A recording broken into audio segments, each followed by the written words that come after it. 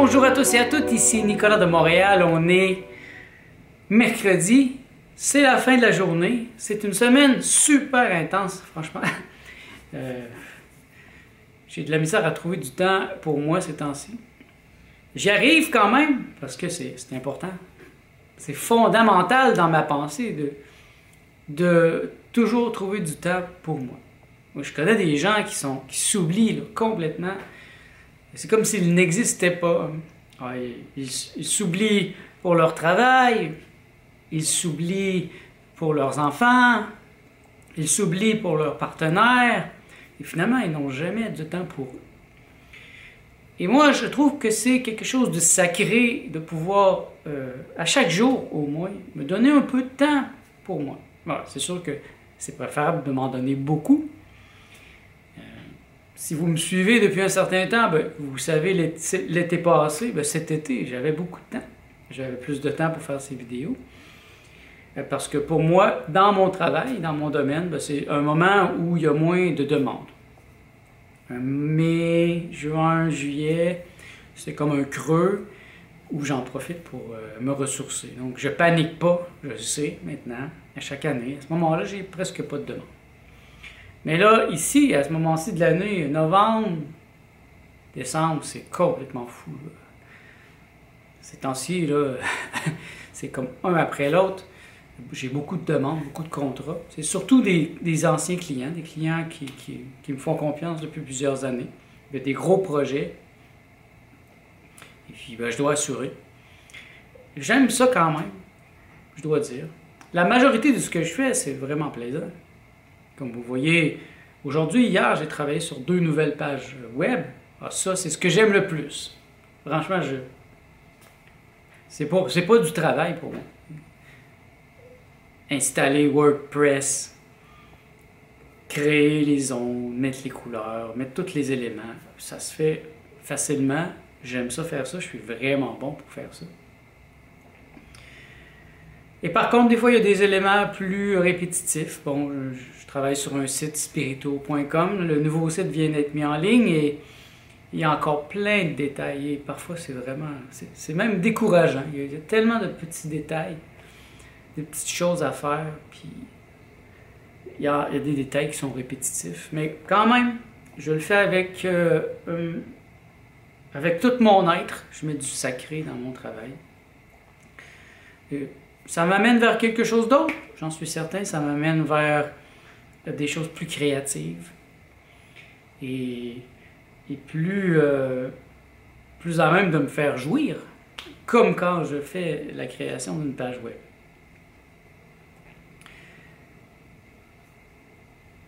Je me donne du temps le matin.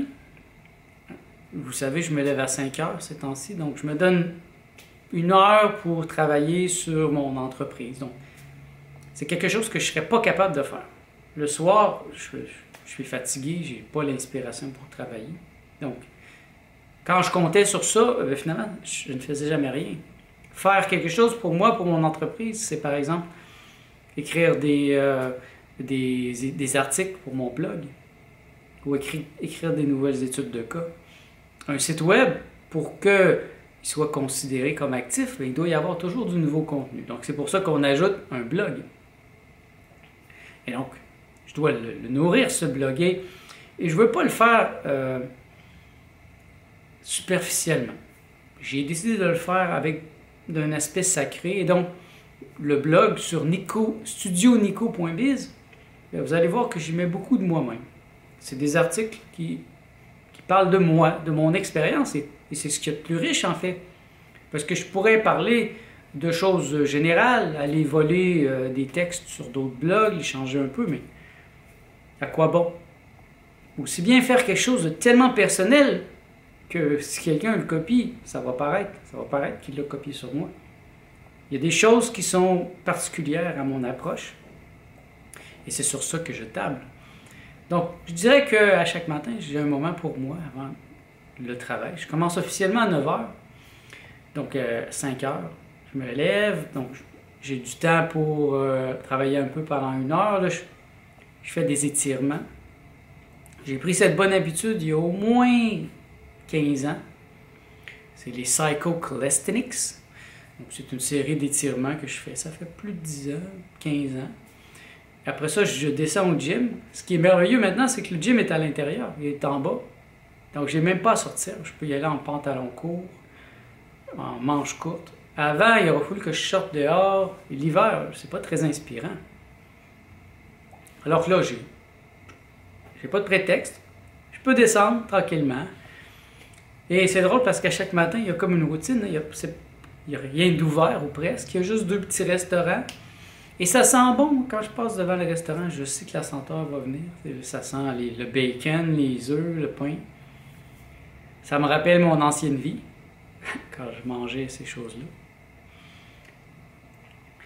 Et là, ben, je vais faire un peu de cardio pendant 30 minutes. Je reviens à la maison. Et là, je vais faire une méditation. Ben, je vais me laver un peu, là. Puis après ça, je fais ma méditation. Donc, ces temps-ci, je fais un 20 minutes de pranayama, c'est de la respiration, et un 10 minutes, les exercices de nettoyage, d'activation des nadis, enseignés par Yeshua. Dans son livre, dans le livre suivant, Ainsi soignait-il. Et là, je suis vraiment en train de planifier de commencer la méthode du maître qui est enseignée dans ce livre-là. La méthode du maître, c'est encore là, c'est une activation, un nettoyage des chakras. Donc, il y a 8 chakras. Je sais qu'il y en a qui vont dire 7, mais Yeshua nous montre qu'il y en a un 8e ici, qui est activé chez les maîtres, des gens comme lui. Et donc, c'est 8 exercices ça dure 8 semaines. Non. Ici, il travaille les 7 chakras, mais en étant conscient qu'il y en a un 8e. Donc, il y a 7 semaines. Pendant une semaine, on fait un exercice pour chaque chakra. Donc, c'est 7 semaines. Et une autre semaine après, pendant 8 jours, on fait un exercice par jour. C'est pas clair encore, là. Vous voyez, j'ai pas terminé de bien comprendre. C'est pour ça que je ne l'ai pas commencé, mais puisque c'est une semaine pour chaque exercice, je compte commencer très bientôt. Peut-être demain. Je vous donnerai des nouvelles, voir qu'est-ce que ça crée en moi, qu'est-ce que ça produit en moi. Et c'est ça. Donc, une fois que j'ai tout terminé, il est déjà 9 h le matin. Ces temps-ci, je fais une petite soupe pour Martha parce qu'elle est malade, donc je lui prépare une soupe le matin tout de suite pour qu'elle puisse toute la journée manger sa soupe. Et là, le travail commence. C'est intense. C'est vraiment intense. Et là, ça finit vers 6 h, 7 h. Où là, généralement, je vais descendre encore au gym. Mais là, ça va être pour faire plus des poids et haltères, de la musculation. Ce soir, par contre, j'ai juste à côté ici, j'ai un cercle d'intégration psychédélique. Très intéressant. Je suis content que cette année, il y a un développement à ce niveau-là, à Montréal. Il y a la Société psychédélique de Montréal qui a été formée il y a peut-être quelques années. C'est tout récent. Moi, je l'ai découvert cet été quand j'ai recommencé à faire mes expériences psychédéliques. J'en suis très heureux. Et cette semaine, il y a plusieurs cercles d'intégration. Il y a celui-ci qui est juste à côté.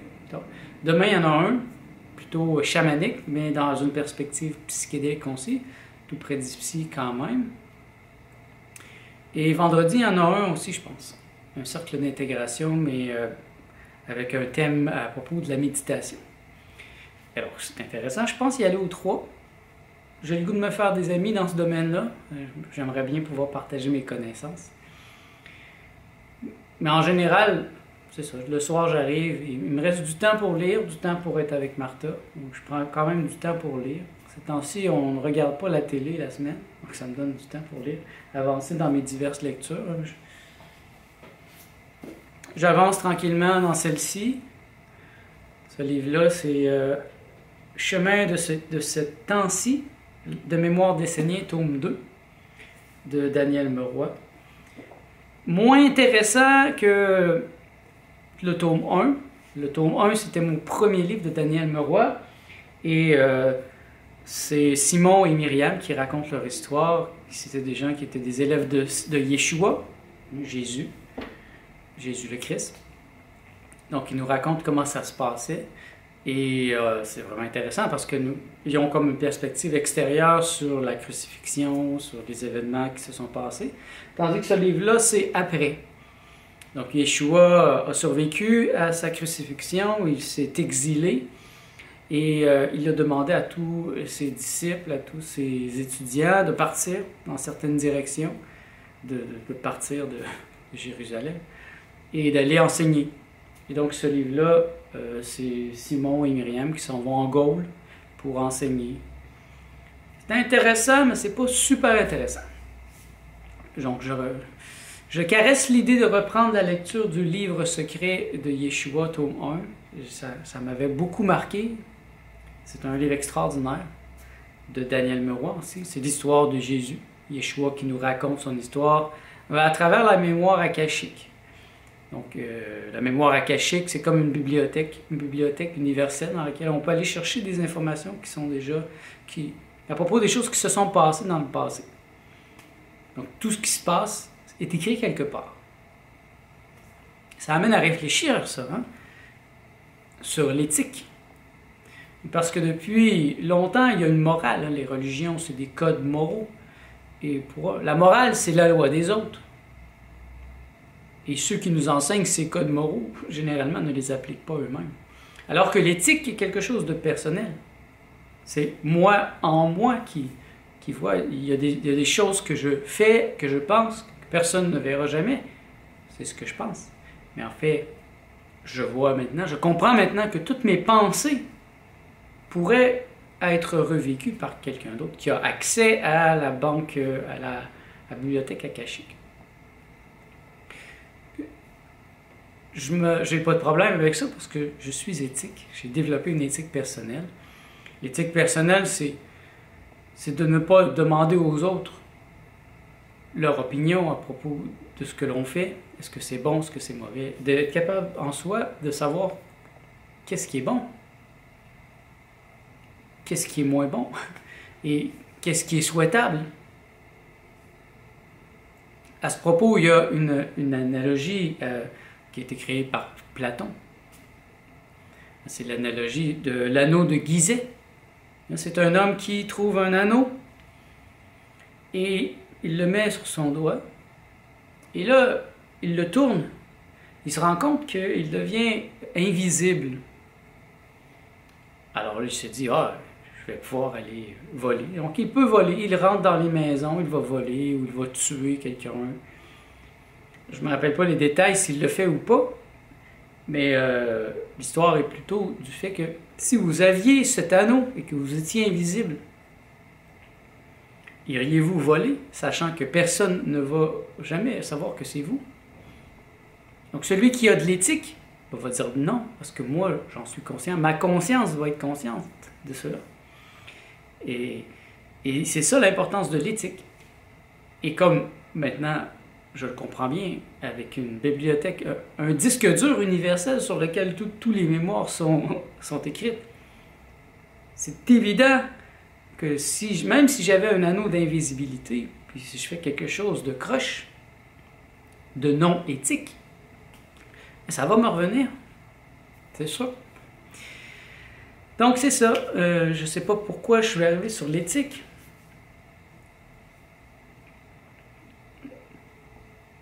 Peut-être que ça peut être le thème de réflexion d'aujourd'hui. Avez-vous un code d'éthique? Ou êtes-vous moral? Êtes-vous moral? Mais si vous avez simplement une morale, c'est pas très solide. La morale, c'est la loi des autres. Et la morale change à travers l'histoire. Ce qui est moral dans certaines cultures ne l'est pas à d'autres. Dans certaines cultures, c'est très moral de se marier avec une jeune fille de 12 ans, de faire l'amour avec et même de faire des enfants tout de suite. Alors qu'ici, ça devient quelque chose de très immoral. Dans certains pays, vous allez en prison si vous êtes gay. Ici, il y a la fierté gay, il y a quelque chose de positif. Donc, la morale, ça change avec le temps, ça change avec les pays. Donc, on ne peut pas se baser sur la morale pour faire des actions justes. Et c'est là que l'éthique devient importante. L'éthique est importante parce qu'elle est centrée sur l'être, sur la conscience. Donc, je suis éthique. Je développe un code d'éthique. Et est-ce que mon action est juste? Que mon acte est juste face à ma conscience? C'est ça les vraies questions. C'est ma vraie question quand je fais quelque chose. C'est pas de savoir ce que les autres vont en penser. Parce que si c'était ça, il y a beaucoup de choses que j'aurais pas faites dans ma vie. Un bel exemple, c'est quand j'ai fini l'université. J'avais un baccalauréat en administration des affaires. Et là, j'arrive à Montréal. Et là, je veux pas travailler, moi. Je trouve ça stupide, puis je trouve ça vraiment encombrant. Et ça brime ma liberté d'artiste. Pourquoi je vais passer toutes mes journées à travailler comme je le fais maintenant? Non, j'ai 24 ans, là, je veux de l'espace. Et là, je dis non merci, je ne veux pas travailler. Et c'est sûr, il y a eu une levée de bouclier, hein, j'ai demandé l'aide sociale, ils n'ont pas voulu me la donner, j'ai dû me battre pour l'avoir. Et là, ça a créé des tensions dans ma famille, dans mes cousins, mes cousines. Puis j'ai des amis qui m'ont jugé. J'ai perdu des amis aussi. Alors ça, c'était la morale. Si je m'étais demandé qu'est-ce que les autres pensent de ma décision, j'aurais travaillé pour me faire accepter. Mais pour moi, ce qui était plus important, c'est cette petite voix intérieure qui me disait « Je veux être un artiste à 100%, j'en ai assez, j'en ai marre de vous entendre, de vous écouter. Vous m'avez dit d'aller à l'école, d'apprendre ci, de donner du temps pour ça, mais je veux plus. Foutez-moi la paix. Laissez-moi tranquille. » Et puis je suis au Québec. Eh bien, on a l'aide sociale. Donnez-moi l'aide sociale, puis vous ne pouvez pas me forcer à travailler. Ça a fonctionné. Ça a été difficile parce que j'étais à contre-courant, mais c'était pas difficile à l'intérieur. J'étais heureux. J'avais 7 jours sur 7, 24 heures sur 24. J'étais hyper productif. Je faisais beaucoup de bandes dessinées, du dessin, de la peinture. J'étais complètement inspiré. J'ai fait de la poésie, de la musique, des spectacles. Ça, j'ai commencé à étudier les psychédéliques, à faire des expériences psychédéliques complètement incroyables, à entrer dans des états mystiques. Et mon avantage, c'est que je n'avais pas à retourner au travail le lundi, donc j'étais dans un contexte idéal pour ouvrir mon esprit et me donner un être. Je n'avais pas besoin de revenir dans le monde réel, le monde du travail, le monde formel. Donc je restais dans cet état créatif ouvert pendant assez longtemps, jusqu'à ce qu'à 33 ans, je comprenne que c'était à mon avantage, à présent, de commencer à travailler pour entrer dans le monde, enfin. Et là, j'étais prêt, j'étais mature. J'étais pas prêt à 24 ans. Ça m'a pris presque 10 ans de réflexion, de travail sur moi-même, de m'amuser. Et je pense que c'est un gros problème, l'école. C'est une aberration, même. Il y a certains pays qui ont compris ça, ils ne donnent plus de devoirs. Et c'est démontré que les étudiants sont beaucoup plus intelligents.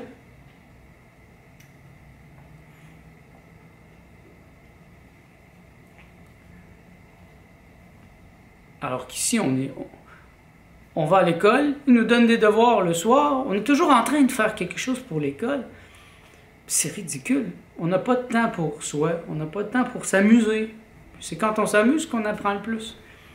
Et donc, moi, je me suis dit, non, moi, je ne veux pas m'oublier. Et je vais me donner tout le temps que je veux. Je vous le suggère. Si vous avez de l'argent, c'est peut-être plus facile parce que vous n'avez pas besoin de demander l'avis. Moi, je n'avais pas cet argent, mais je l'ai trouvé. Et puis, l'aide sociale, c'est mon argent. Vous pourrez me dire ce que vous voulez, mais l'argent qui m'a été donné, il m'est volé présentement. À chaque fois que je paye des impôts, les impôts, c'est illégal, c'est un crime contre l'humanité.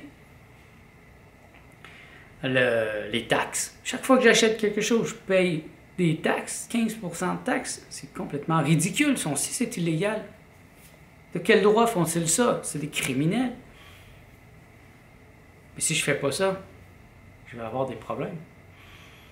Si je ne paye pas ce tribut à cette mafia, hein, qui est le gouvernement, je vais avoir des gros problèmes. Donc, présentement, j'ai gardé cette idée de toujours me donner du temps, de ne pas m'oublier. Je le fais de manière plus nuancée présentement parce que je comprends que je fais partie d'un monde dans lequel je dois participer. Donc, je dois participer au monde.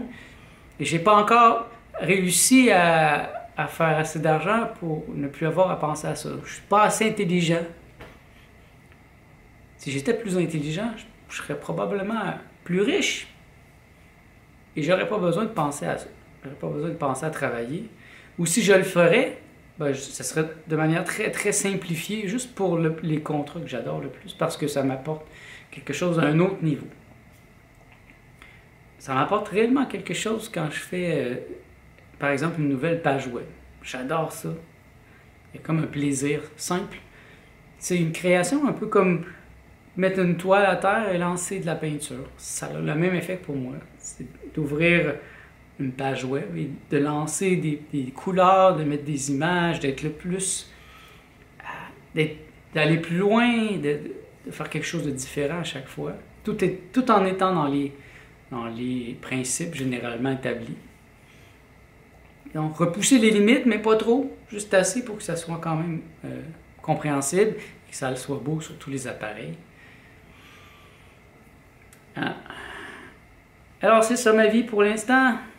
C'est comme une course ces temps-ci. C'est pas toujours comme ça, mais je pense qu'il faut savoir aller lentement, quand c'est le temps d'aller lentement, et quand c'est le temps d'aller vite, ben, c'est le temps de courir. Il y a des moments où ça va vite, là ça va vite. J'ai beaucoup de demandes, donc je dois courir, tout en faisant bien les choses. Donc, pas courir au point où je perds le contrôle. Et j'ai fait une vidéo dernièrement à propos de ralentir. Et ça reste toujours, c'est resté. C'est mon expérience psychédélique très très poussée dans une grosse dose qui m'a choqué, qui m'a emmené à ralentir. Donc j'ai continué au gym, par exemple, à ralentir. J'ai baissé vraiment les poids. C'est même peut-être ridicule pour quelqu'un qui s'entraîne avec ses gros muscles. Il me voit faire des squats avec 40 livres ou 30 livres. Mais je fais mes squats, je descends tranquillement, je reste en bas, je me stabilise et je remonte. Mais je descends jusqu'en bas, je plie complètement. Alors qu'avant, je mettais 90, mais j'étais tout croche, j'avais de la misère à garder mon équilibre, j'étais pas en maîtrise. Donc là, je suis en maîtrise. Et ça fait toute une différence. J'ai mal aux muscles, donc je sais que j'ai quand même bien fait mon travail. J'ai mal aux jambes, après ma journée de jambes. Et hier, j'ai fait le haut du corps et je sens les triceps. Donc ça veut dire que je l'ai quand même bien fait, même si c'est des petits poids et j'y vais lentement. Ben, je fais exprès pour aller au maximum du muscle, dans les deux sens. Et puis c'est ce que je fais aussi le matin. C'est comme un moment d'infini qui s'ouvre à 5 heures du matin. J'ai 1 heure pour travailler mon texte avant que Martha se réveille, puis que le monde commence à tourner. Et c'est comme un moment sacré pour moi. C'est sûr que ça demande une volonté. À 5 heures, il fait noir ces temps-ci. C'est vraiment difficile. Des fois, ça ne me tente pas, mais je me lève et j'y vais. Et je sais qu'après, je vais me sentir vraiment bien. Je suis à l'écoute de mon inspiration. Mon inspiration m'amène vers ça. L'avantage de se lever à 5 heures, pour moi, c'est que je me couche plus tôt. Parce qu'il y a peut-être 5-6 ans, je me couchais vraiment tard. Je me couchais vers 1 heure du matin, 2 heures des fois. Puis je trouve que le meilleur moment pour dormir, c'est avant minuit. Plus on dort avant minuit, plus c'est bon pour le corps, parce que c'est l'heure naturelle qui suit aussi le soleil. Et là, présentement, à 10 heures, je suis fatigué et je m'endors. Paf! Donc, je me lève à 5 heures, j'ai mon énergie. Je fais une petite sieste pendant la journée, souvent, mais ça a tassé tranquillement mes heures de sommeil vers quelque chose de plus sain, qui va m'aider aussi à être plus en santé. Donc, c'est sûr que la santé est importante pour moi. Garder garder mon centre, ne pas m'oublier, ne pas être un zombie et rester en santé. C'est les axes de mes réflexions qui m'amènent vers ce que je suis en train de vous parler. Vous voyez, c'est un travail un work in progress. Vous voyez, je suis un homme qui fait un travail sur lui-même. Je suis un énergumène.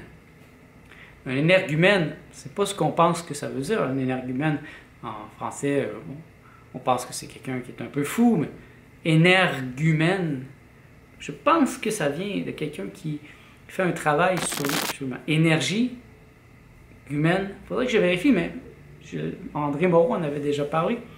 Et je me souviens que ça voulait dire justement quelqu'un qui fait un travail sur lui-même, qui est en travail sur soi-même. Donc, je suis en travail sur moi-même, vous le voyez, je me change de l'intérieur, je n'accepte pas la sculpture qu'on a fait de moi, que la société a fait de moi. C'est ce que la majorité des gens font, ils acceptent ça. Moi, je ne l'ai jamais accepté. Je suis un créateur, je suis un artiste. Je suis le propre créateur de ce que je suis. Il n'y en a pas d'autres comme moi. Je suis original parce que j'ai mis ma touche d'originalité dans ce que je suis. Je ne peux pas dire la même chose pour tout le monde. On peut dire que tout le monde est différent, mais je dirais que la majorité des gens ne sont pas très différents des autres. Ils n'ont pas fait de travail sur eux-mêmes. Et moi, je souhaite vous inspirer à faire un travail sur vous-même, à le commencer ce travail. Peut-être qu'au début, ça va être difficile, mais vous allez voir, quand vous allez avoir des résultats, après quelques années de travail, vous allez vous changer. Vous allez changer la structure énergétique de ce que vous êtes pour devenir quelque chose de plus grand, plus vaste, pour vous donner un être, pour vous immatérialiser. Et c'est ce que je vous souhaite. Je vous souhaite la meilleure immatérialisation possible. On se revoit dans le prochain vlog.